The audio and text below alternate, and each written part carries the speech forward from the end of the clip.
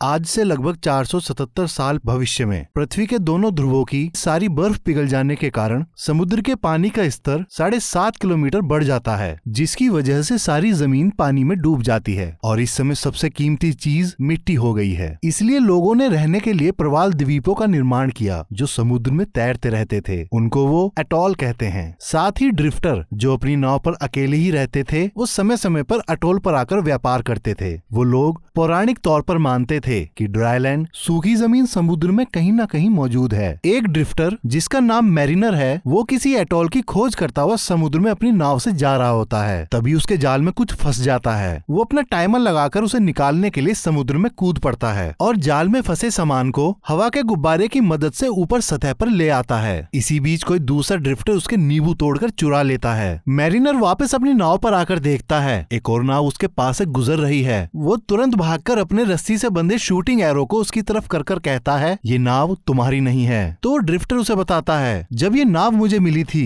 इसका मालिक इस पर मरा पड़ा था। उसकी बात सुनकर मैरिनर रिलैक्स हो जाता है। फिर वो आदमी उसको बताता है, मेरी सारी जरूरत का सामान पास के एटॉल से मिल गया है और वो उसकी दिशा बताकर कहता है वो यहाँ से 8 दिन की दूरी पर है। फिर मैरिनर उससे कहता है, जब दो ड्रिफ्टर मिलते हैं तो आपस में कुछ न कुछ बदलते हैं। तो वो उससे कहता है, ये जानकारी मेरी तरफ से तुमको फ्री है। तो मैरिनर कहता है, इस दुनिया में अब कुछ भी फ्री नहीं है। तभी वो ड्रिफ्टर उसको उसके नींबू दिखाकर हंसता है। मैरिनर तुरंत उसका पीछा करने के लिए अपनी नाव का एडवांस मोड ऑन कर देता है। तभी वहाँ स्मोकर्स गैंग के लोग आ जाते हैं। वो मैरिनर के जाल में बंधे सामान को लेने के लिए उसकी तरफ बढ़ते हैं, लेकिन मैरिनर सामान को उनसे पहले उठा लेता है और अपनी नाव से दूसरे ड्रिफ्टर की नाव को तोड़ता हुआ वहाँ से निकल जाता है। स्मोकर गैंग वाले उस ड्रिफ्टर को पकड़कर उसको मारकर उसकी नाव ले लेते हैं। कुछ दिनों के बाद मैरिनर एटॉल पहुँचता है। वहाँ वो उन लोगों को मिट्टी दिखाता है। वो लोग उसको देखकर अपना गेट खोल देते हैं। वो अंदर आकर अपनी नाव बांधता है तो उसका सरदार उससे कहता है, तुम्हारे पास यहाँ सामान लेने के लिए सिर्फ 2 घंटे हैं। फिर वो अपनी मिट्टी को उनके बाजार में बेचता है। तो व्यापारी उसकी 3 किलो 200 ग्राम के बदले 62 चिप्स देने को कहते हैं। तो मैरिनर उनसे उसका दुगना मांगता है। वो राजी हो जाते हैं, लेकिन वो उससे पूछते हैं, इतनी सारी मिट्टी तुमको कहाँ से मिली? तो वो बताता है, ये उसने दूसरे एटॉल से खरीदी थी। वहाँ एक आदमी पानी के घूंट के बदले में किसी दूसरे ड्रिफ्टर को एक जानकारी देता हुआ बताता है कि यहाँ एक लड़की है और उसकी पीठ पर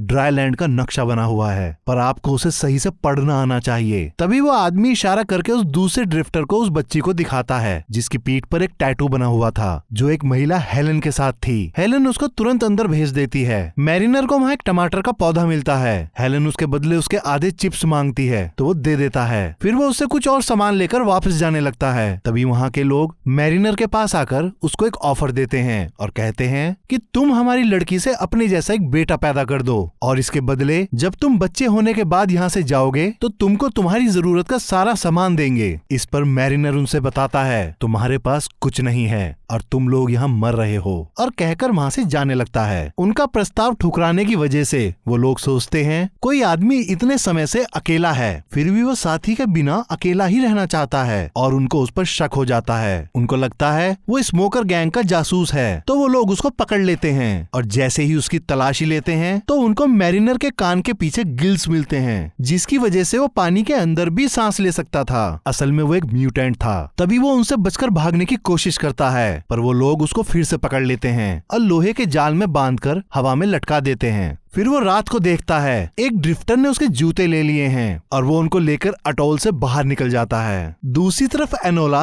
घोड़े का चित्र बनाती है, पर वहाँ किसी को नहीं पता कि आखिर एनोला ने बनाया क्या है। एनोला हमेशा कुछ न कुछ बनाती रहती है। वहीं हेलन बूढ़े वैज्ञानिक से पूछती है, हम यहाँ से कब निकल पाएंगे? तो वैज्ञानिक उसको बताता है, हमारे पास यहाँ से निकलने का नक्शा तो है जो एनोला की पीठ पर बना है, लेकिन मैं अभी तक उसको समझ नहीं पाया हूँ। तो एनोला मैरिनर की तरफ इशारा करके उन दोनों से कहती है, क्या पता वो पढ़ पाए। तो वैज्ञानिक छुपते छुपाते मैरिनर के पास पहुंचता है और देखता है उसके पैरों में झिल्लियां हैं जैसे मछली की होती हैं। फिर वो उसको नक्शा दिखाकर उससे पूछता है, क्या तुम वो मिट्टी ड्राईलैंड से लाए थे? वो कहाँ पर है? तो मैरिनर उससे कहता है, अगर मैं तुमको बता दूं तो क्या तुम मुझको यहाँ से निकालोगे? तभी एटॉल का सरदार वैज्ञानिक को मैरिनर के पास देख लेता है। वैज्ञानिक घबरा जाता है। वो मैरिनर से फिर से उसका पता पूछता है। वो कहता है हमको अपने साथ मरने मत दो। तभी मैरिनर अपनी जाल हिलाकर शोर मचा देता है। वैज्ञानिक डरकर तुरंत वहाँ से चला जाता है। अगली सुबह वहाँ के लोग मैरिनर को खतरा मानते हुए उसे सजाए मौत देने का फैसला करते हैं और उसको दलदल में डुबोने लगते हैं। तभी एटोल के गार्ड्स को स्मोकर गैंग की पूरी टोली आती दिखाई पड़ती है। वो खतरे की घंटी बजा देता है तो सब लोग मैरिनर को छोड़कर अपने एटोल को बचाने के लिए अपनी अपनी पोजीशन ले लेते हैं। मैरिनर सरदार से कहता है मुझको बाहर निकालो, मैं भी लड़ूंगा। लेकिन सरदार उसकी बात पर ध्यान नहीं देता। स्मोकर गैंग का सरदार डीकन एटोल पर हमला करने का आदेश देता है। वो एटोल पर गोलियां बरसा देते हैं। गैंग के कुछ लोग वाटर स्काई की मदद से एटोल के अंदर आकर गोलियां चला देते हैं। वैज्ञानिक उन गोलियों से बचता हुआ गलती से अपनी एक मशीन ऑन कर देता है जिससे गैस उसकी छत पे बंधे गुब्बारे में भरने लगती है। लड़ाई में मैरिनर का जाल दलदल में गिर जाता है तो वो एक गैंग वाले की जेब से चाकू निकालकर अपना ताला खोलने की बहुत कोशिश करता है पर चाकू टूट जाता है। इधर गुब्बारे में गैस भर जाने की वजह से बिना हेलन और अनोला के ही उड़ जाता है। तभी हेलन की नजर डूबते हुए मैरिनर पे पड़ती है। वो उसके पास आकर उससे कहती है अगर मैं तुमको यहाँ से बाहर निकालूं तो क्या तुम हम दोनों को अपने साथ ले जाओगे? मैरिनर मान जाता है तो हेलन ताला खोल देती है। मैरिनर देखता है कि गैंग वाले एटोल की दीवार तोड़कर अंदर आ गए हैं और उसके जूते ले जाने वाला आदमी भी उस गैंग के साथ था। असल में वही उस गैंग का जासूस था। मैरिनर हेलन और अनोला के साथ एटोल से बाहर निकल आते हैं। फिर वो तार से बंधे अपने भाले को सरदार के भाई की नाव पर शूट करते हैं और उसे अपनी तरफ खींचते उसकी दिशा बदल देते हैं जिसकी वजह से वो अपने ही आदमियों पर गोलियां चला देता है और वो सरदार की नाव को भी धमाके से उड़ा देता है। सरदार पानी में कूदकर अपनी जान बचा लेता है और गोलियां चलनी बंद हो जाती हैं और इसी का फायदा उठाकर मैरिनर वहाँ से निकल जाता है। एटोल पर वो जासूस और घायल सरदार एनोला को तलाशते हैं। वो वहाँ लोगों को बांधकर उसके बारे में पूछते हैं तो एक आदमी उनको बताता है कि वो उस म्यूटेंट की नाव में बैठकर वहाँ से निकल गई है। सरदार म्यूटेंट वाली बात सुनकर चौंक जाता है और अपने जासूस को उसको पकड़ने का आदेश देता है। इधर हेलन मैरिनर से पूछती है तुमने ड्राईलैंड देखा है? तुम वहीं से आए हो? तो मैरिनर कहता है हाँ। हेलन ये जानकर खुश हो जाती है। वो उससे पूछती है तुम हमको वहाँ ले जाओगे? तो मैरिनर उनसे कहता है नाव डैमेज हो गई है, ऊपर से मेरे पास इतना राशन नहीं है जो हम तीनों को वहाँ पहुँचने तक जिंदा रख सके, इसलिए एनोला को हमें छोड़ना होगा, फिर तुम और मैं वहाँ जा पाएंगे। और कहकर खड़ा हो जाता है। हेलन समझ जाती है कि वो एनोला को मारने जा रहा है। वो उसे बहुत समझाती है पर मैरिनर नहीं मानता। तो हेलन एनोला को बचाने के लिए उसको नाव के अंदर भेजकर खुद को उसे ऑफर कर देती है। एनोला नीचे रंगों का बॉक्स मिलता है। मैरिनर हेलन को इस तरह से देखकर उससे कहता है तुम्हारे पास ऐसा कुछ नहीं है जो मेरे काम आ सके और उसके सामने से हट जाता है। उसकी बात सुनकर हेलन को विश्वास नहीं होता। उसका मुंह खुला का खुला रह जाता है। वो तुरंत अपने कपड़े उठाती है और पास में रखी एरोगन को उठाकर मैरिनर पर तान देती है और उससे कहती है तुम हमें ड्राईलैंड ले जाओगे। तो मैरिनर अपनी नाव का तिरपाल उस पर गिरा देता है और अपनी पतवार से हमला कर उसको बेहोश कर देता है। इधर डीकन को पता चलता है कि उसके तेल का भंडार बहुत तेजी से कम हो रहा है तो वो अपने लोगों से पूछता है ऐसा क्यों हो रहा है? तो उसका जासूस उसको बताता है ये जगह पहले के मुकाबले अब ज्यादा लोगों से भर गई है। तो डीकन उससे कहता है तुम लोग कैसे भी करके उस नक्शे वाली लड़की को खोजो क्योंकि उससे ज्यादा जरूरी अब कुछ नहीं है। मैरिनर को अपनी नाव पर ड्राइंग्स दिखाई देती हैं तो वो एनोला से रंग छीन लेता है और उससे कहता है ये मेरा सामान है और मेरे सामान लेने की कभी कोशिश मत करना और उसकी ड्राइंग्स को मिटाने लगता है। एनोला फिर भी एक सफेद रंग अपने पास छुपा लेती है। फिर एनोला मैरिनर से बात कर करके उसे परेशान कर देती है। मैरिनर गुस्से से उसे उठाकर समुद्र में फेंक देता है। हेलन उसे बचाने के लिए खुद समुद्र में कूद जाती है और उसको वापस नाव पर ले आती है। वो मैरिनर पर बहुत गुस्सा करने लगती है। तभी उनको स्मोकर गैंग का हवाई जहाज दिखाई पड़ता है। वो उनकी नाव पर गोलियां चला देते हैं। मैरिनर नाव के अंदर से जैसे ही हथियार बाहर निकाल कर लाता है तो हेलन को हवाई जहाज पर निशाना लगाता देख उसको रुकने को कहता है पर हेलन फायर कर देती है। फिर वो रस्सी से बंधा भाला एक गैंग वाले को लग जाता है। रस्सी से बंधे होने की वजह से हवाई जहाज नाव के गोल गोल चक्कर लगाने लगता है। गैंग वाला बड़ी मुश्किल से अपने आप को उस रस्सी से छुड़ाता है और बचकर वहाँ से चला जाता है। मैरिनर गुस्से में हेलन के बाल काट देता है और उससे कहता है आज के बाद मेरी नाव पर कुछ नहीं छूना। तभी वो एनोला के हाथ में सफेद रंग को देख लेता है, वो उसके भी बाल काट देता है। कुछ देर बाद उनको एक ड्रिफ्टर मिलता है, वो उनको टमाटर के पौधे के बदले फिशिंग रॉड देता है। साथ ही वो कुछ कागजों के पन्ने के बदले 30 मिनट के लिए हेलन को मांगता है। मैरिनर मान जाता है और वो उसको हेलन के साथ अपनी नाव के अंदर भेज देता है। वो ड्रिफ्टर हेलन के साथ जबरदस्ती करने लगता है। तभी मैरिनर अंदर आकर उसको रोक देता है और हेलन को वापस ऊपर भेज देता है। इस बात से नाराज वो ड्रिफ्टर मैरिनर पर हमला कर देता है, लेकिन मैरिनर उसको मारकर समुद्र में फेंक देता है। फिर वो अपने आप को रस्सी से बांधकर समुद्र में कूद जाता है और समुद्र की सतह पर तैरने लगता है। तभी अचानक से एक विशालकाय जीव उस पर हमला कर देता है। हेलन वो नजारा देखकर डर जाती है। असल में मैरिनर इसी तरीके से जीवों का शिकार करता था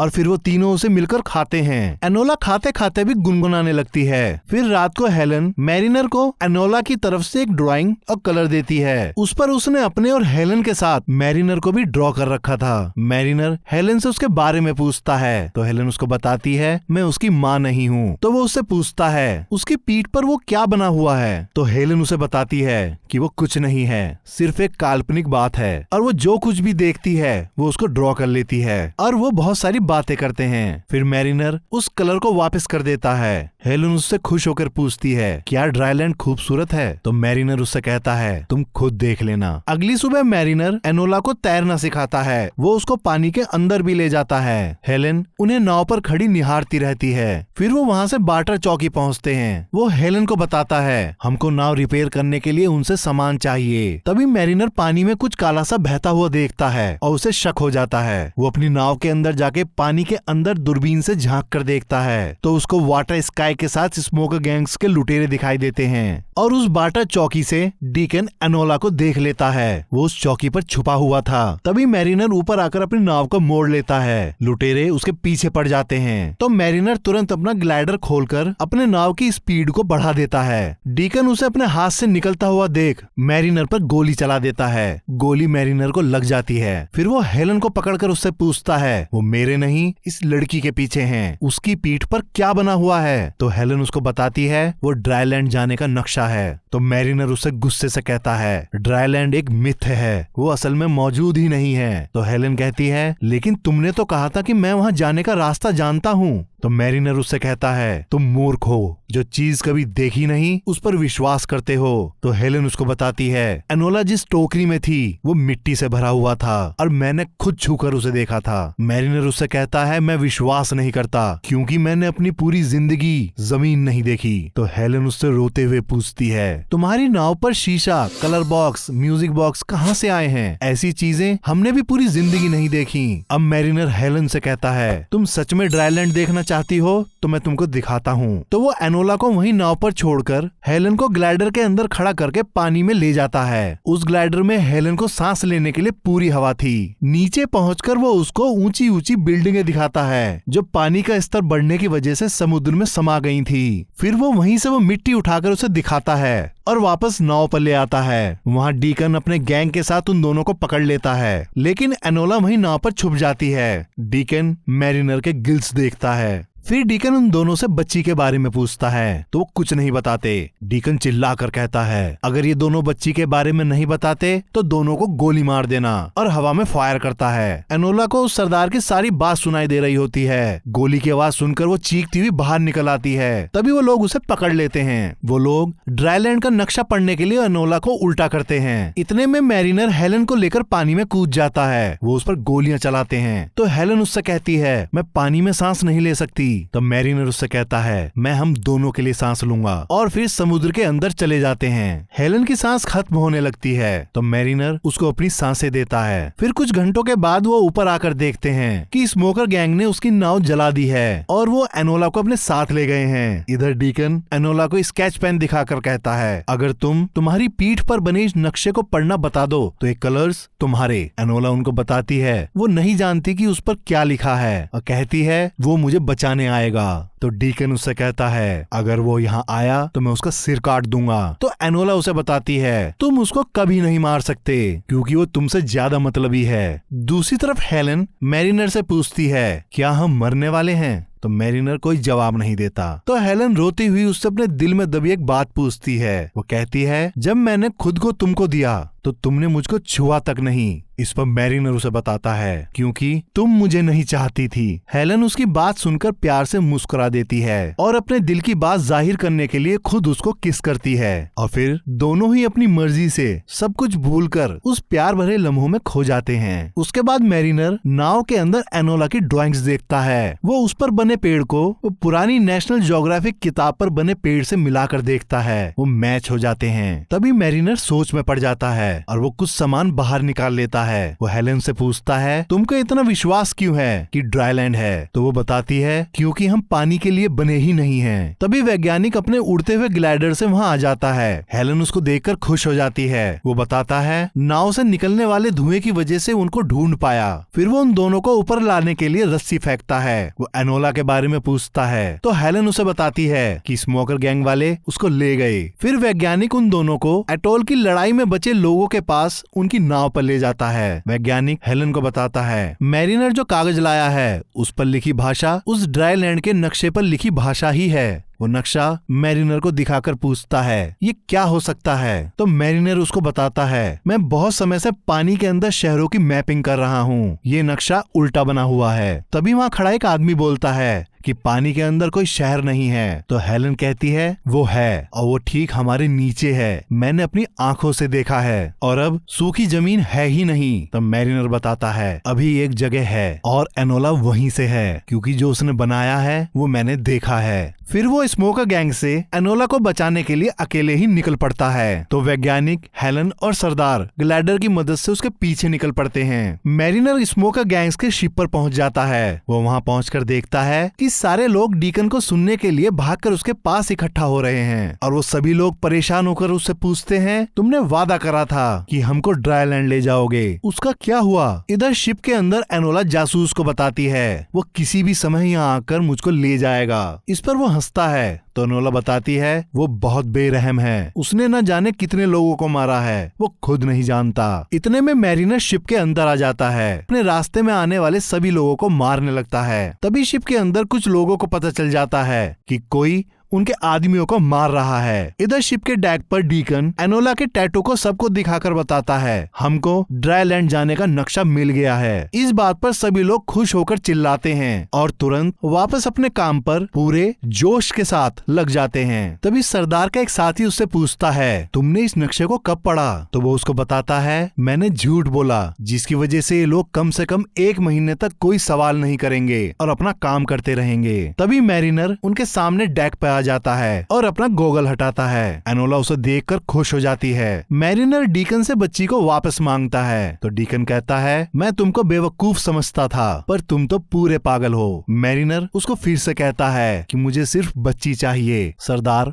मना कर देता है। तो मैरिनर एक फ्लेयर को दिखाकर कहता है, मैं इसको जलाकर तुम्हारे इस टनल में डाल दूंगा, इससे तुम्हारे तेल के भंडार में आग लग जाएगी और सब कुछ तबाह हो जाएगा। तो सरदार उसको रोकते हुए पूछता है, ये सब तुम उस नक्शे की वजह से कर रहे हो? तो मैरिनर कहता है, नहीं, मैं ये इसलिए कर रहा हूँ क्योंकि वो मेरी दोस्त है, और फ्लेयर को जला देता है। तभी एनोला उनसे कहती है, वो मजाक नहीं करता। तो डीकन एनोला को चुप रहने को बोलता है और मैरिनर से कहता है, ये लड़की बहुत बोलती है, मुझको नहीं लगता मेरे दोस्त तुम इसको गिराओगे। मैरिनर उसकी बात सुनकर उस जलती हुई फ्लेयर को तेल के टनल में डाल देता है। डीकन बहुत तेज चीख पड़ता है और सारे शिप पर आग लग जाती है। डीकन फिर एनोला को लेकर अपने हवाई जहाज से वहाँ से भागने लगता है। मैरिनर एक एंकर के सहारे रस्सी पर लटकता हुआ नीचे आकर उसी एंकर से वहाँ पड़ी लोहे की तार को जोड़कर उसके हवाई जहाज से फंसा देता है, जिसकी वजह से हवाई जहाज का निचला हिस्सा टूट जाता है और वो वहीं शिप के डेक पर गिर जाता है। मैरिनर को लगता है कि डीकन मर गया। वो एनोला को उठाकर वहाँ से भागता है। तभी हेलन ग्लाइडर की मदद से वहाँ आकर मैरिनर के पास रस्सी फेंकती है। वो उसको पकड़कर चढ़ने लगता है। तभी डीकन भी रस्सी पर चढ़कर एनोला का पैर पकड़ लेता है। एनोला दर्द से रोने लगती है। तभी हेलन एक कांच की बोतल डीकन के सर पर मारती है, जिससे वो एनोला का पैर छोड़ देता है। अब एनोला लात मारकर उसको नीचे गिरा देती है। वो वापस समुद्र में जाकर गिर जाता है। वो दोनों ऊपर चढ़ जाते हैं और शिप को समुद्र में डूबता हुआ देखते हैं। डीकन ग्लाइडर पर गोली चला देता है, जिसकी वजह से एनोला पानी में गिर जाती है। फिर डीकन और उसके आदमी एनोला को पकड़ने के लिए अपनी जेट स्की से उसकी तरफ बहुत तेजी से आते हैं। तभी मैरिनर खुद को रस्सी से बांधकर कूद जाता है और एनोला को पकड़कर वापस ले आता है। इसकी वजह से डीकन और उसके साथियों का कंट्रोल उनकी जेट स्की से हट जाता है और वो आपस में टकराकर ब्लास्ट हो जाती हैं, जिसकी वजह से वो सब मारे जाते हैं। वैज्ञानिक अब जैसे ही एनोला को ऊपर खींचता है, वो नक्शे को उल्टा पड़ता है और समझ जाता है कि ड्राईलैंड का रास्ता आखिर किस दिशा में है। फिर वो लोग उस रास्ते पर ग्लाइडर की सहायता से निकल पड़ते हैं। वो भूखे प्यासे अपना रास्ता तय करते हुए लगातार उस दिशा की तरफ चलते चले जाते हैं। फिर एक सुबह सीगल पक्षी की आवाज से मैरिनर की आंखें खुलती हैं। वो जिंदगी में पहली बार एक जिंदा पक्षी को देखता है और फिर सभी देखते हैं तो उनको अपने सामने एक पहाड़ी की चोटी दिखाई पड़ती है। वो हिमालय की चोटी थी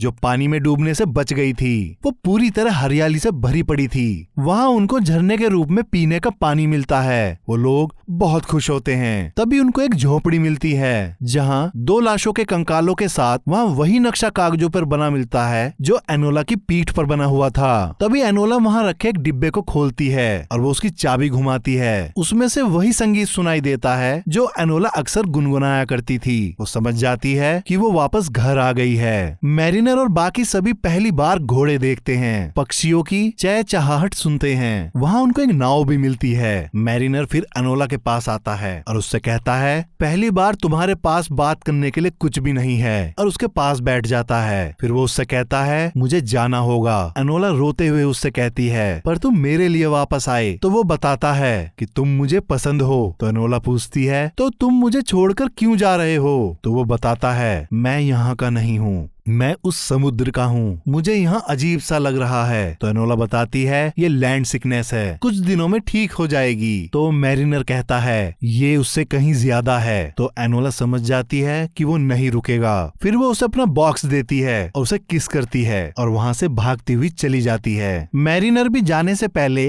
हेलन को किस करता है और कुछ पौधों को नाव में रखकर समुद्र की तरफ चला जाता है। हेलन और एनोला पहाड़ी पर चढ़कर उसे जाते हुए देखते हैं और ये कहानी यहीं खत्म हो जाती है। आशा करता हूँ कि आप सभी को ये एक्सप्लेनेशन पसंद आई होगी। और भी मूवी के एक्सप्लेनेशन सुनने के लिए आप हमारे इस चैनल को लाइक करें, सब्सक्राइब करें और साथ ही बेल आइकन दबाना ना भूलें।